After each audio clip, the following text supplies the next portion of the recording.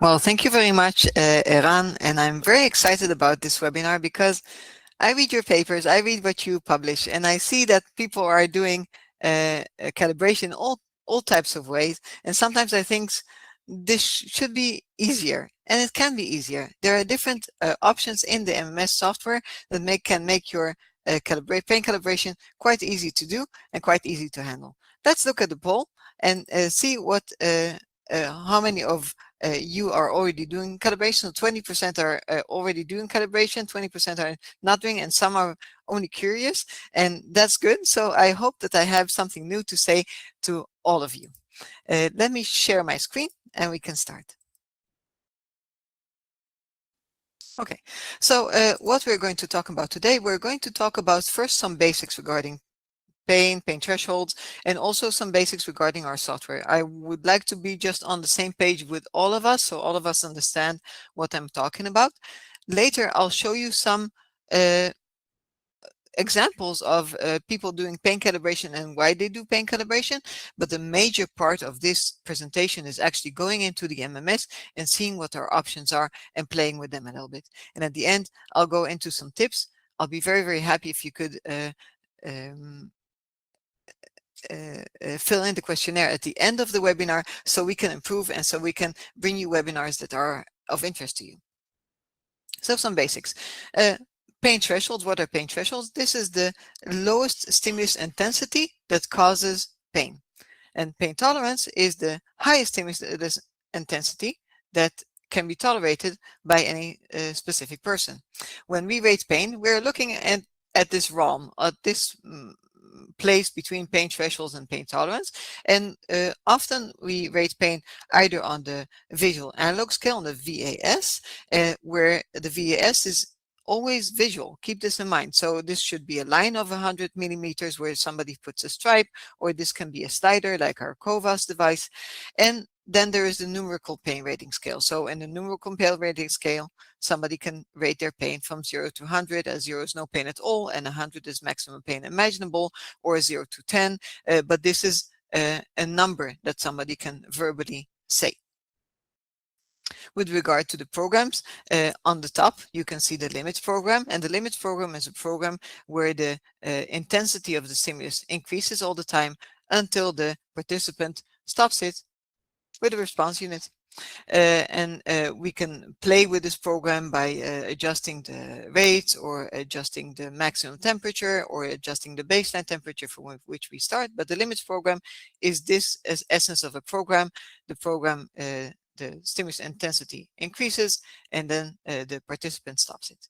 At the ramp and hold program, this is a trapezoid form where you can decide what kind of ramp rate you want, so how fast you want it to go to a specific temperature, how long you want it to be at that temperature, and what the temperature should be.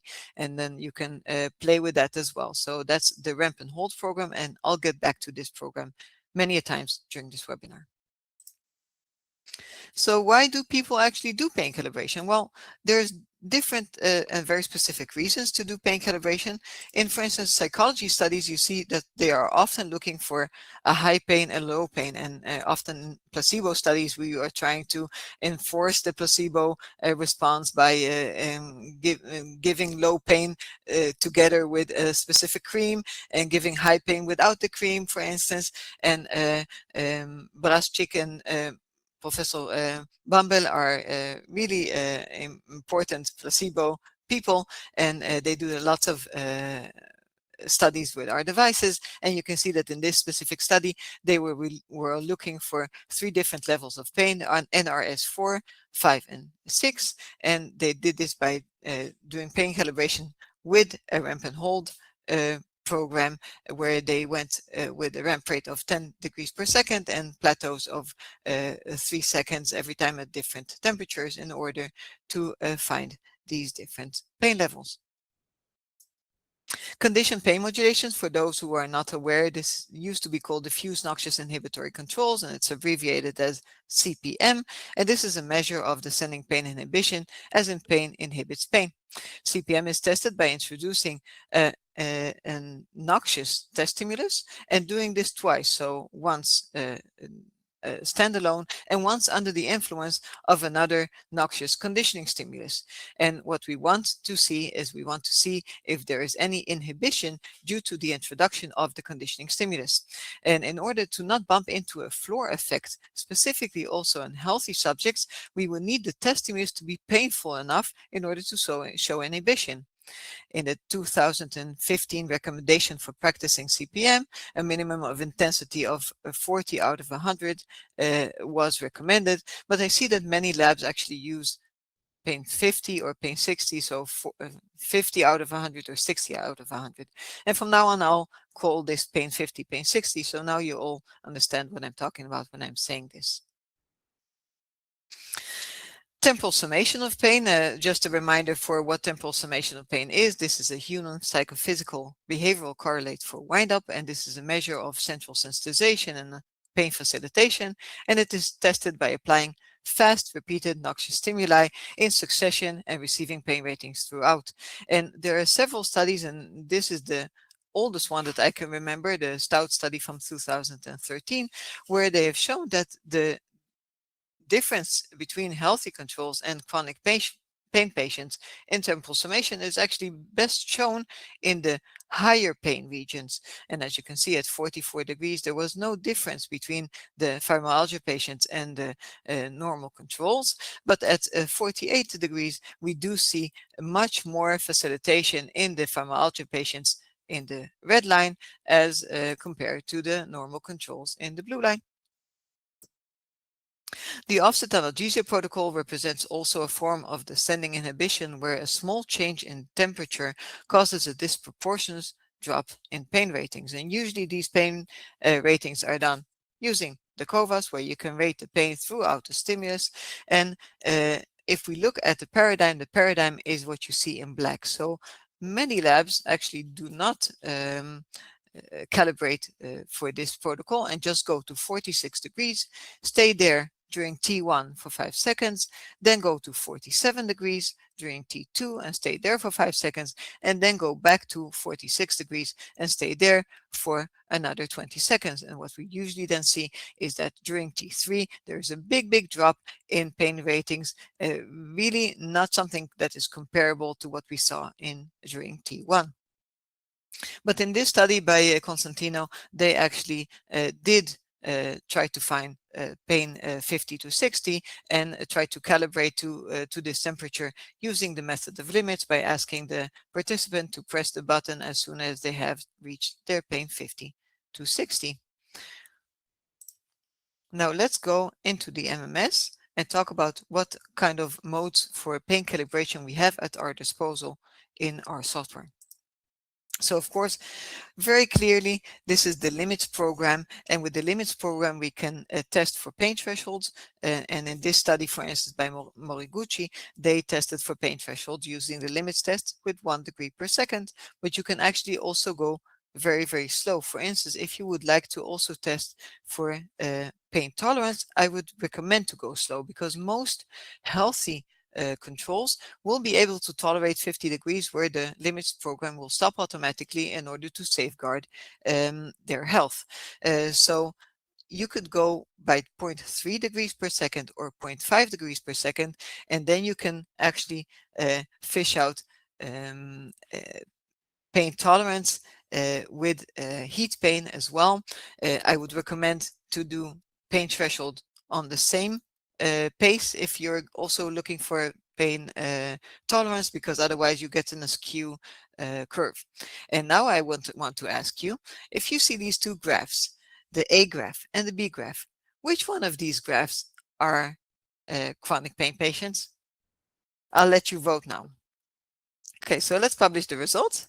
And what we see is that in the most of you said that the B graph is for the pain patients, and the A graph, and some of you said that the A graph is for the pain patients. And actually, it's the A graph that is for the pain patients. You can see that with the pain patients, when they go 1 degree over the pain threshold or 2 degrees over the pain threshold, made a big difference for them. And in the A graph, you can see that there is much more summation with 2 degrees over the pain threshold. The B graph represents the healthy controls. Let me return to my presentation over here. Okay. Another program that I want to expose you to is the search program. And in the search program, the participant actually can control the temperature changes online, so while getting the stimulus. And how do we do this? Well, I want to present to you a study from the KEO lab where they did warm and cold detection thresholds, non-painful discomfort, pain threshold, and pain tolerance using this search method. And they started at 32 degrees and their search rate was 0.5 degrees per second. How does the search program work? The search program works by letting the participant change the temperature by pressing the button. So if I press the yes button once, the temperature will go up with 0.1 degree, and that's it. If I'm holding it down, it will go up by 0.5 degrees per second. So this is the surge rate that we're talking about. If I'm pressing the no button, on the other hand, the temperature will go down by 0.1 degree.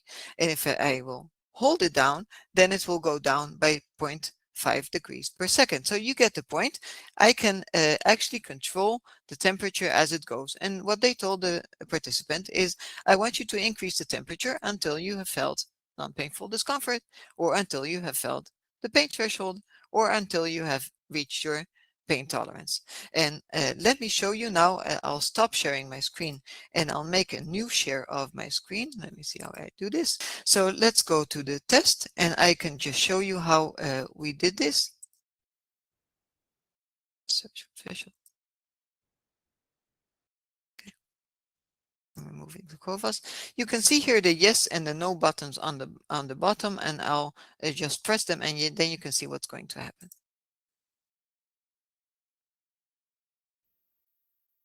So let me just press the yes button continuously, and then it goes out by 0.5 degrees per second.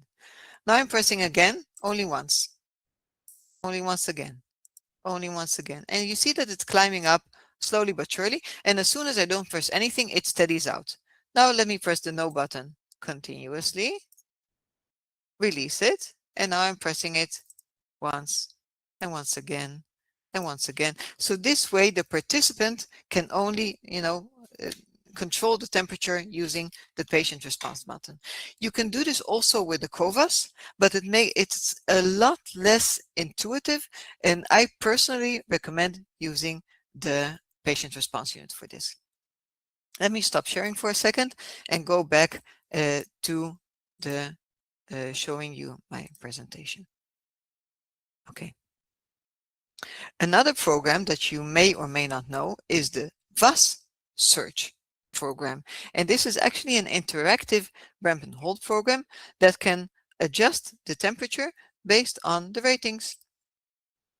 We have two options in VAS search. We have the automatic VAS search and the manual VAS search.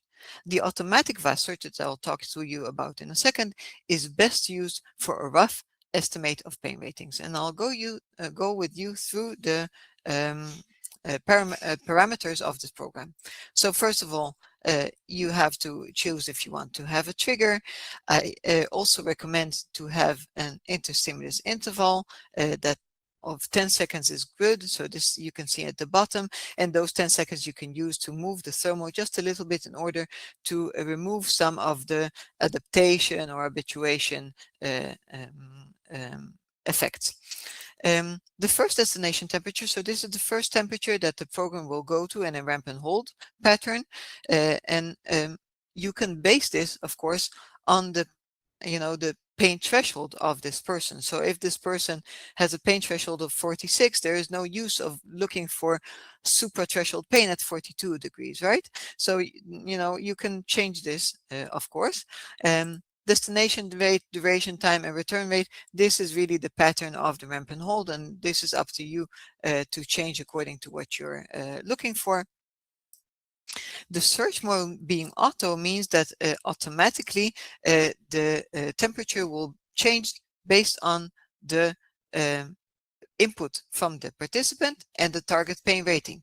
So if I put the target pain rating of 50 and the participant puts in that they have it hurts 30, then it will increase by the predefined step size. So it will increase by 1 degree. On the other hand, if the participant will say that it hurts 52, it will decrease by the same step size. Okay, so this is why I say that this program, the VAS Search Automatic, is best used for a rough estimate. If you want to be above pain 60, for instance, that would be a very good choice for you. If you want to be more precise, I'm really recommending going for the VAS Search manual mode. So this is manual for trial. And again, I recommend you have the trigger. No need to put in a trigger because the program will wait for your input. First destination temperature, we talked about this. Destination rate, duration time, and return rate, we talked about this as well. The target pain rating is here not relevant because the program is not doing anything actively. It's you that does it. You change the temperature on the fly. So while you are in front of the participant and the participant verbally gives you their pain rating. And the new stimulus, as I said, is only initiated after input from the operator. And I want to again stop sharing and again go back into the MMS and show you how this works. So now we are going to manual research.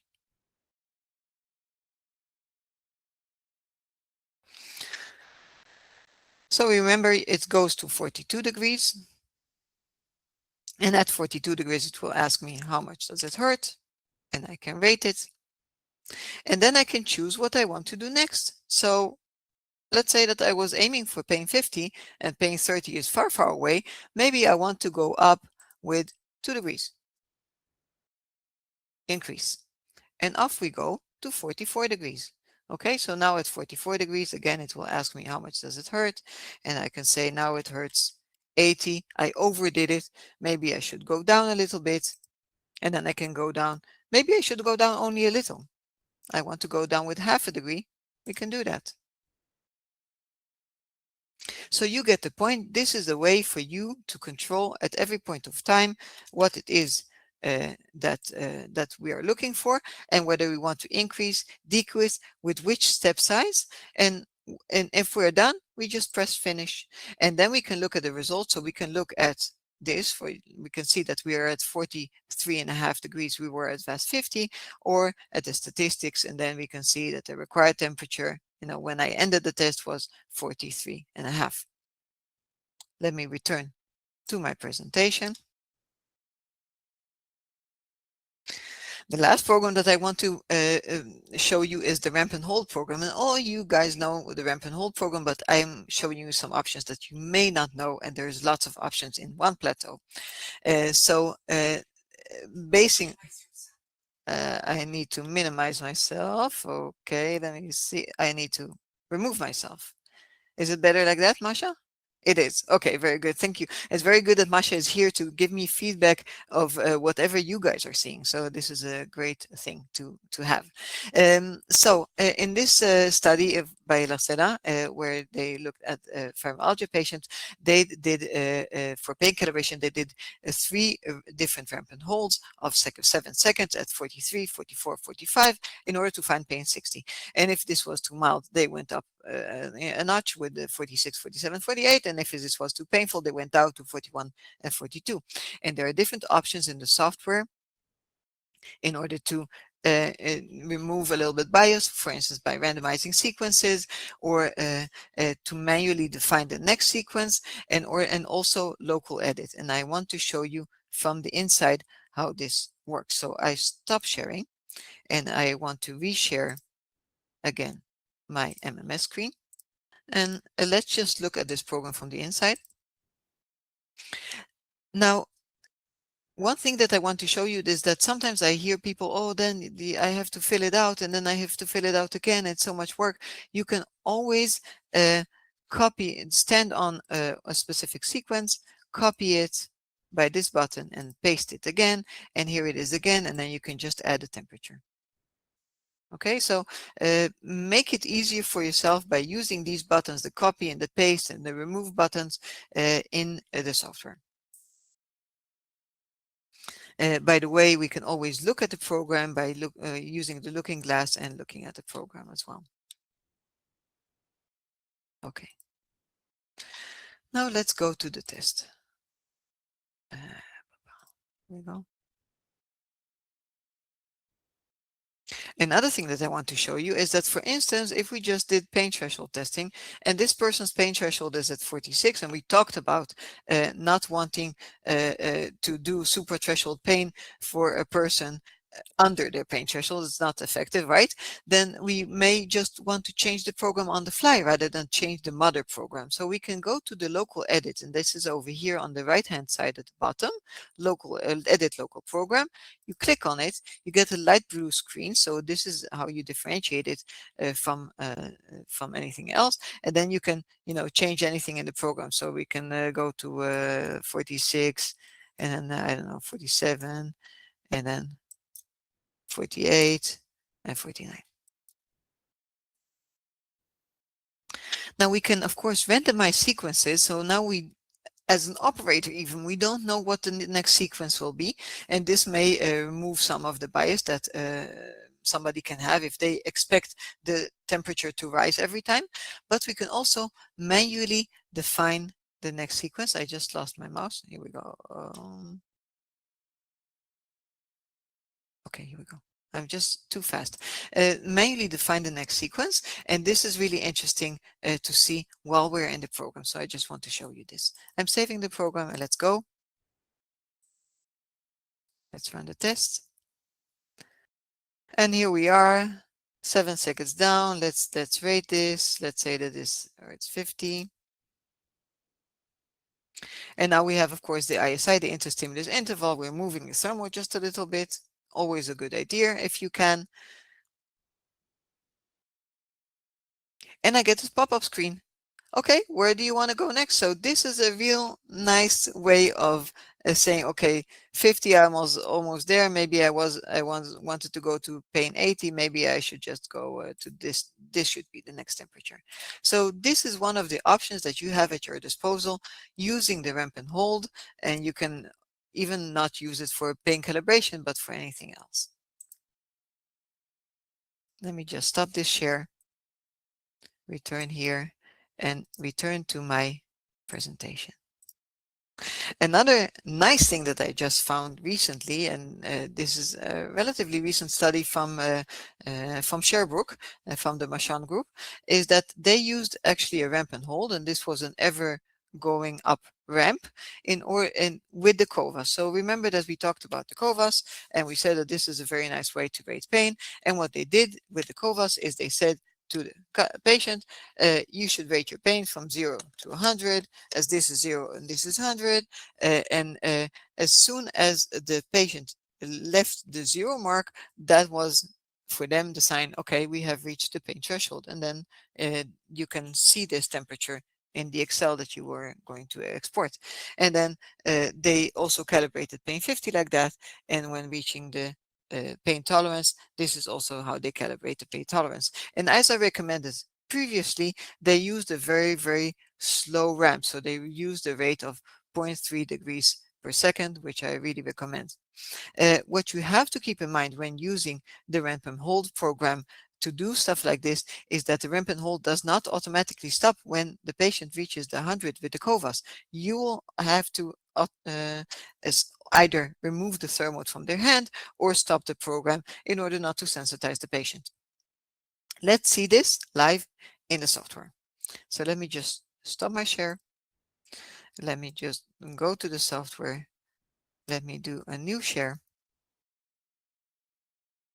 And in order to show you the COVAS in action, I will just use this lever, which is a simulator for the COVAS, and then you can see what we can learn from this.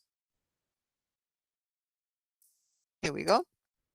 So of course we will not wait for my real pain threshold, and I'll just start rating it like this. And we can see that the pink line, this is the temperature line, and the blue line, this is the pain rating line of the COVAS. So you can see really from second to second what's going on with the patient and their pain at this point of time. And as we expect, the pain keeps rising and rising and rising as the temperature keeps rising and rising and rising. And as soon as the patient has reached 100, we stop the program. And what we can do is we can take our mouse and go to that area of the graph where they leave the zero, and we can see that this happened at 34.13 degrees. Of course, this is a very, very sensitive person. And then when we are reaching the 100, we can see that this happened at 41.34 degrees. And this is when we do this live. But of course, you want to export this to Excel, and then you can also see what happens at pain 30 and pain 50 and any other pain ratings during this graph. So you can, at the end, you can save the results, export them to Excel, and then you can see really the temperature and the COVAS aligned.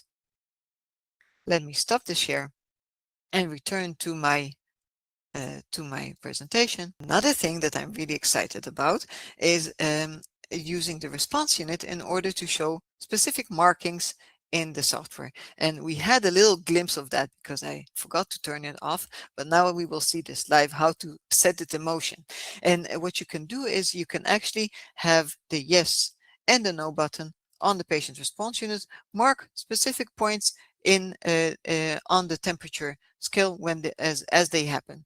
And in this case, we will probably want to set the Y for pain threshold and the no for pain tolerance. So let me just show how we do this, how we set this up in the software, and how this works when we run the program. I'm stopping my share again. I want to do a new share. We are going to settings, and we're going to test settings. And in test settings, we're going to event markers. And then we want to enable yes and enable no. And then we can, instead of pain threshold and pain tolerance, we can call this Ofreet, and we can call this Medoc. And then we tell the patient, I want you to press the button as soon, the Y button, as soon as you have reached Ofreet. And I want you to press the no button as soon as you have reached Medoc. So of course, I want to press the Y button when we have reached pain threshold, and maybe the no button when we have reached pain tolerance. Keep in mind again that this is a ramp and hold program. So in the ramp and hold program, again, the temperature will not stop based on any button presses, and this is very different from the limits test. So you as the operator will have to stop the program actively. Let's see this in motion.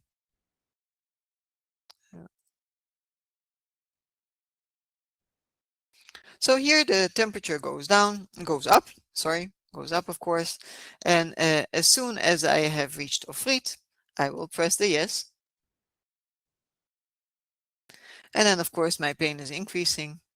And as soon as I have reached the Medoc, I press no.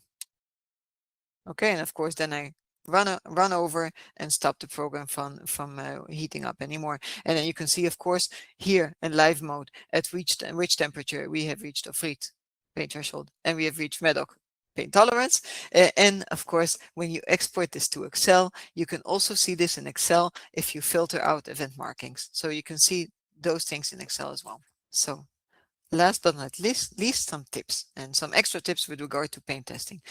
When we do pain testing, especially in the threshold phase, in the phase where we only are introducing this new technology to a participant, we need to understand a few things that are going through the participant's head. First of all, if this is a patient, these patients are used to all kinds of pains. And this is not their fibromyalgia pain, and this is not their migraine pain. This is a lab pain, and it's very different. And it will be quite a cognitive effort for them to be able to relate to this pain as they're used to their pain. This is their pain, and this is a different type of pain.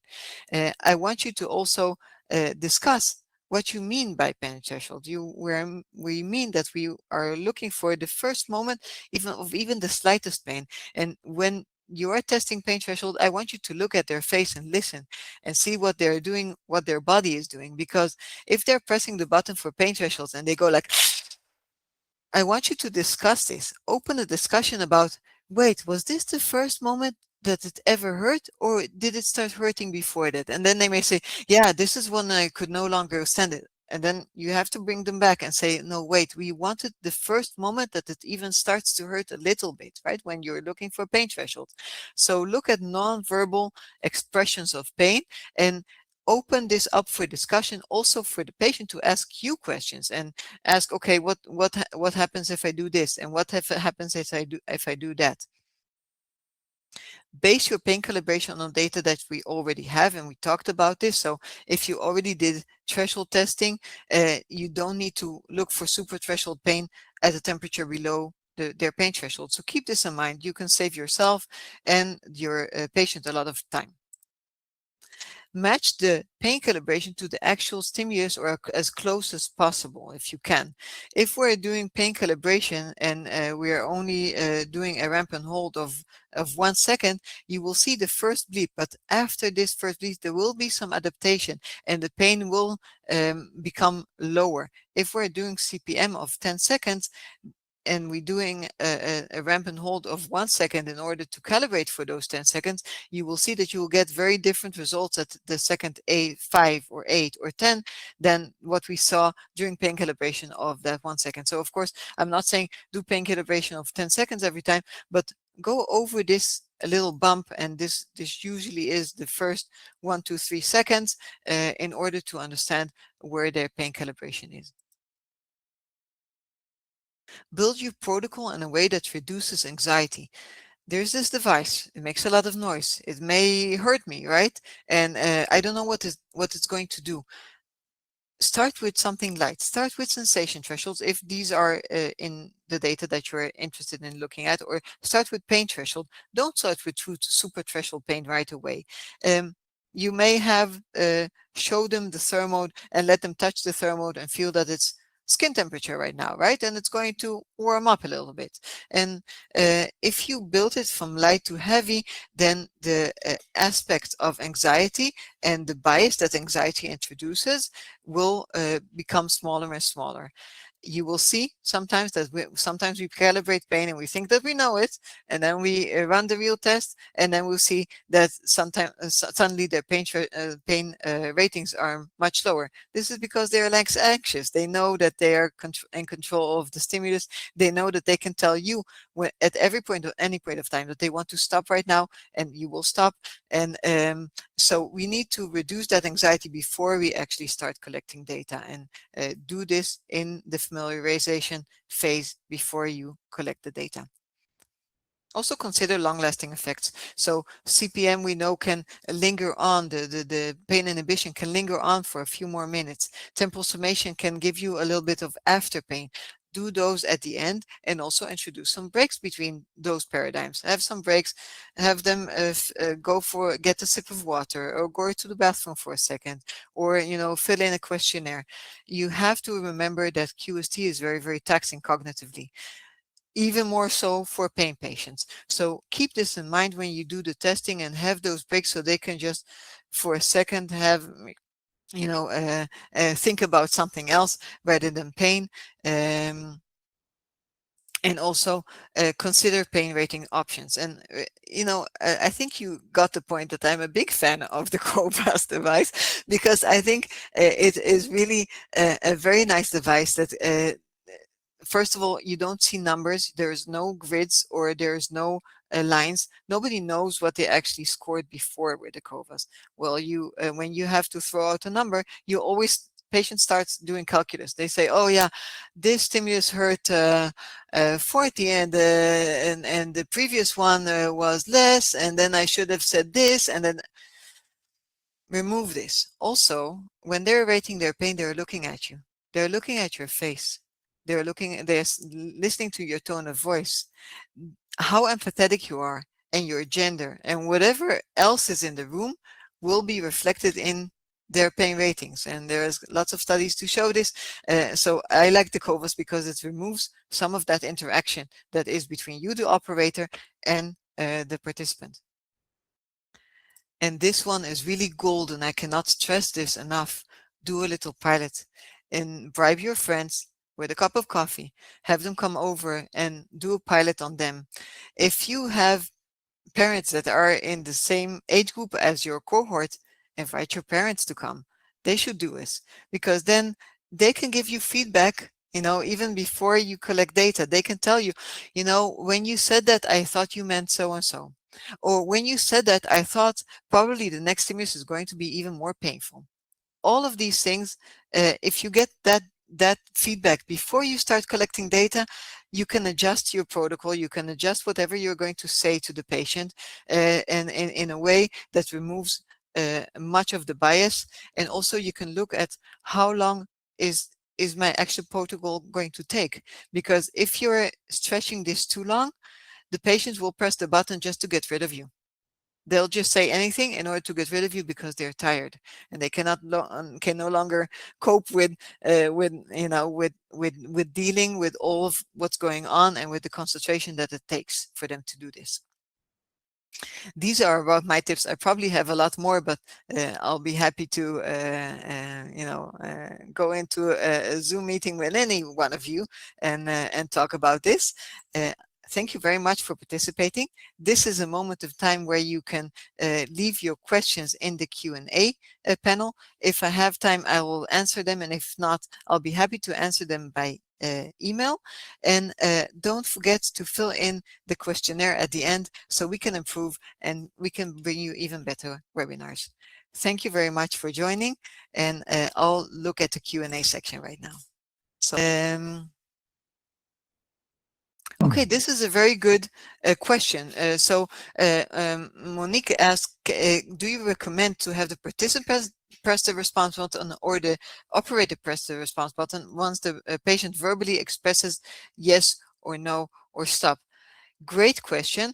We have had studies where people actually tested spinal cord quadriplegics, and though that patient cohort may not be able to press the button in a timely manner, or maybe you have Parkinson patients or other type of patient groups that may not be able to press the button in a timely manner. The question is, of course, are they able to verbally let you know in a timely manner that you want to press the button? Of course, when you press the button, it's we assume that you always have the same reaction time, but clearly we're also humans, right? Even though we pretend, not always pretend to be. So thank you very much for this question. This is a really good question, and this may very much depend on your patient cohort, how necessary this is. Okay, so Joel asked that when measuring pain threshold and tolerance, if we are able to see both temperatures on the MMS graph, as I showed you with when you put in the if we enable the events for the PRU, you do not see this as temperatures, but if you go over that with the mouse, you can see that temperature, and even more if you export to Excel, you can see the events in the log and next to the temperature, so you can see exactly at which temperature something happened, and this is available for the TSA2. I did all the demonstrations on the TSA2 Air software, but the TSA2 is the same software, only with different abilities. Of course, the TSA2 has that. How do I deal with habituation and when the pain rating of the actual stimulation is lower than during the calibration?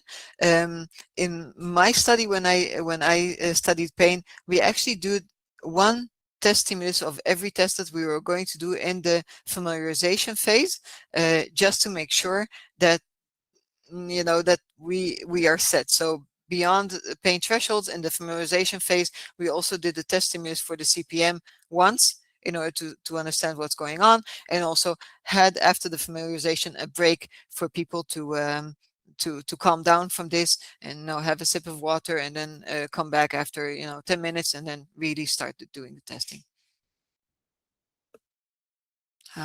This is a really interesting question. Ali, thank you very much for your question. You described the thermal pain calibration process, and this is the same calibration framework applicable to pressure pain via algometry, right? Or and overall, which modality, thermal or pressure, provides better calibration or mechanistic interpretation of what trade-offs should researchers expect? Okay, so very interesting question. I can tell you, Ali, that actually, the algomet or pressure algometer has ramp and hold abilities, and you can program those into the software. I haven't met but one nice researcher that I've met recently that actually is interested in doing pain calibration and doing ramp and hold with the algomed. But up till now, I've seen people actually using almost only thresholds with the algomed. And of course, thresholds are thresholds, and then you can use the algomed, by the way, as a great pain pain stimulus or test stimulus for the CPM. Quite a lot of data about that, and good results as well. So I find it hard to give you an answer with regard to pressure algometry and pain calibration, as most or 100% of the studies that I've seen so far have used the algorithm with pain threshold. What you do have to keep in mind, and also do a pilot on yourself and bring your lab mates to come and test this on each other, is that with the mechanical or with the pressure algometer, there's quite a lot of habituation, much more so than I see with thermal, and these are the types of receptors that are involved in that.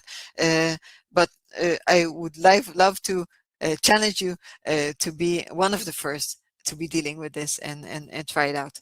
So this was it for the question and answer. Thank you very much for all those that participated. I loved having you over. And if you have any further questions, don't hesitate to write us, and we'll be happy to answer them. Thank you very much, and thank you very much for coming. Goodbye.